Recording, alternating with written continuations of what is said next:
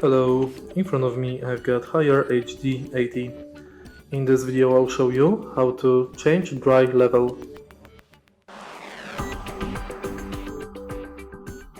In the beginning, take a look at the control panel of your dryer and now press dry level button after selecting mode.